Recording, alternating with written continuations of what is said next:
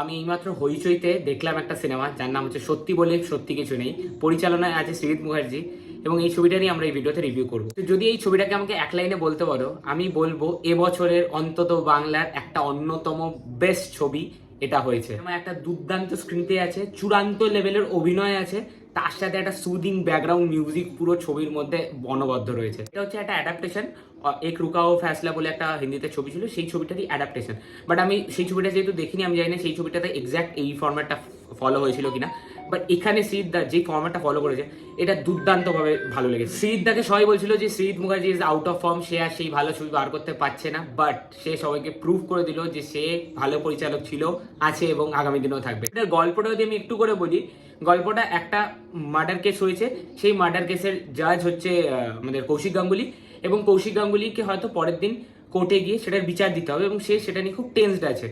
তো তার আগের দিন রাতে তার জন্মদিন ছিল, সেখানে পার্টিতে সবাই যারা যারা এসেছিল তাদের সাথে সে এনজয় করেছে, মদ থদ খেয়েছে। তারপরে সে একটা গান চালিয়ে নিজের মতো রিল্যাক্স হতে যায় এবং এক প্যাক সে ড্রিঙ্কও করে। তারপরে সে নিজের একটা ইমাজিনেশনে চলে যায় এবং যাদেরকে সে আজকের দিনে মিট করেছে তাদের সবাইকে সেই ইমাজিনেশনের মধ্যে নিয়ে আসে এবং সবাই মিলে একটা জুরি বোর্ড ক্রিয়েট করে। সেইখানে পক্ষে বিপক্ষে সেটা তো পরের বিষয়, সেই যে মামলাটাকে নিয়ে তারা আলোচনা করতে থাকে এবং সে কোন ভার্ডিক্টটা দেবে পরের দিন সেটা আরও ইমাজিনেশনের মধ্যেই যে ভার্ডিক্টটা আসবে সেটাই সে নেক্সট দিন দেবে। তো এই ইমাজিনেশনটা নিয়েই বাকি পুরো সিনেমাটা, এবং ছবিটার মধ্যে অনেক কিছু কিন্তু অ্যাড্রেস করতে করতে যাওয়া হয়েছে।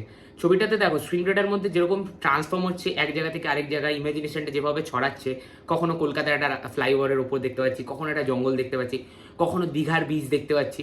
তো সেই ইমাজিনেশন যে মানে পুরো জিনিসটা এবং যেরকমভাবে চিত্রগ্রাফার যেভাবে তুলে ধরেছে সিনেমাটোগ্রাফার, সেই জিনিসটা তো খুব মানে সুদিং লাগছে চোখে এবং দেখতে খুব আই অ্যাপেলিং।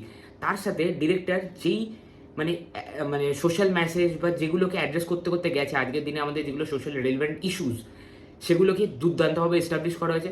সেটা বিহারি বাঙালি হোক, সেটা হিন্দু মুসলমান হোক, যা কিছুকে অ্যাড্রেস করেছে খুব ভালোভাবে দুতরফা দিয়ে অ্যাড্রেস করতে করতে সে পুরো ছবিতে জুড়ে গেছে। এই কারণে মানে যারা নিউট্রাল পার্সপেক্টিভ মানুষ আছে তারা কখনোই বলতে পারবে না এই ছবিটা দেখে যে এটা কোনো আইডিওলজি বা প্রোপাগান্ডা সিনেমা মানে আমরা দেখছি। মানে শ্রীজিৎ মুখার্জি কিন্তু সব ন্যারেটিভ বিল্ড করতে করতে গেছে। মানে সেটা ফিমেলদের যে মেল একটা রিপ্রেজেন্টেশন চলে এসছে মেয়েদের মধ্যে এখনকার দিনে, যে মানে অল মেন্স আর লাইক ডগ, এরকম অনেক স্টেটমেন্ট দেয় না, তো সেই স্টেটমেন্টগুলোকেও অ্যাড্রেস করেছে। তারপরে এই যে হোমোসেক্সুয়ালিটি এটাকেও অ্যাড্রেস করেছে। মানে সে খুব দারুণভাবে জিনিসগুলোকে মানে পুল অফ করতে করতে এন্টায়ার ছবিতে গেছে। এটা আমার মানে আরও বেটার লেগেছে, আমার খুব ভালো একটা পোর্ট্রেয়াল লেগেছে, অনেকদিন পর কোনো একটা ছবিতে দেখলাম। সো আমি এই ছবিটাকে আমি বলবো আমি 5-4.5 দেবো এবং আমার এই ছবিটা বেশ ভালো লেগেছে, খুব ভালো ছবি হয়েছে মনে হয়েছে আমার এটা। এবং যারা বেঙ্গলি অডিয়েন্স, যারা ভালো ছবি দেখতে পছন্দ করো, তাদের তো এই ছবিটা দেখা উচিতই। হইচইতে চলে এসছে, পাইরেসি ভাবেও দেখতে পারো, যা কিছু করতে পারো, বাট আমি তো বলবো হইচইতে গিয়ে দেখো, সিনেমা হলে যারা দেখোনি তারা দেখে নাও। সো ভিডিওটা ভালো লাগে কি করতে হয়, লাইক শেয়ার সাবস্ক্রাইব বেল বাটনটা প্রেস করে গ্রে করে দাও, নেক্সট ভিডিও নোটিফিকেশন বেল আইকনটা টিপে দাও। টাটা।